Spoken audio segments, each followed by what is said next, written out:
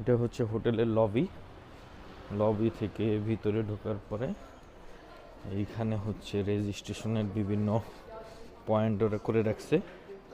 এই পয়েন্টগুলোতে রেজিস্ট্রেশন করতে হবে, বিভিন্ন অফিসিয়াল ফরম্যাট চেঞ্জ করতে হবে, আর এইখানে হচ্ছে যে হোটেল রুম এবং বিস্তারিত যেগুলো এগুলো নিতে হবে।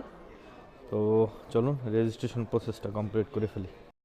在夜深人静里写着，心慢慢就越变了。我不恨，也不哭，我的眼泪早已哭干了。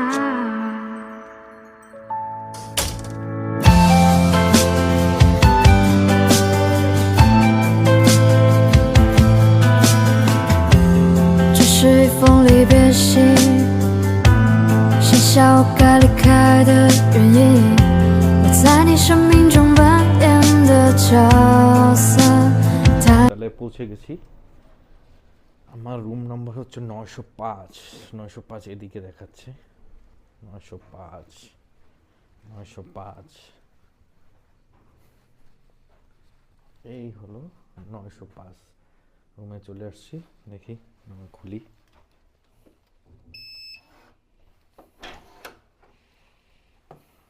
ওয়াও, এখন রুম কোডটা যদি রাখি, এই হচ্ছে পুরো রুমের সিনারিও। ঢোকার পরেই সিঙ্গেল রুম দিছে আমাকে, বিশাল কিং সাইজের একটা বেড,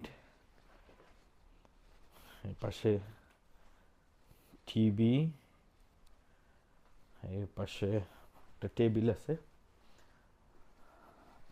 জানলা দিয়ে সুন্দর ভিউ দেখা যায়,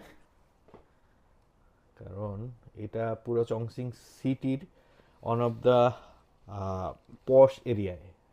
এই এয়ারপোর্ট এবং এই এক্সপোর এই আশেপাশের এরিয়াটাতে সব ধরনের বড় বড় মাল্টিন্যাশনাল কোম্পানির বিভিন্ন অফিস আছে, বিভিন্ন সোসাইটি আছে, এবং এখানে সব ভিআইপি লোকজন আনাগোনা। তো এটা হচ্ছে এরিয়া।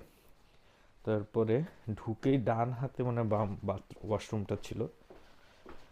ও, এখানে ওয়াশরুম।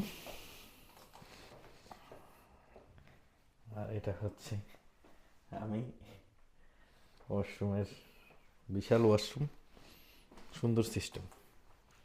এখানে আবার একটা আয়না, এখানে আলমারি। তো আজকের ভিডিওটা এইখানেই শেষ করছি। আগামীকালকে এবং পরশুদিন বিস্তারিত পুরো এক্সপোর ভিডিও আসবে, এবং তার পাশাপাশি আরও কিছু ইনফরমেশন শেয়ার করব। নতুন কিছু বিজনেস আইডিয়া নিয়ে চিন্তা করতেছি, যদি অপরচুনিটি হয়ে যায় বা মিলে যায় অবশ্যই আপনাদের সাথে শেয়ার করব।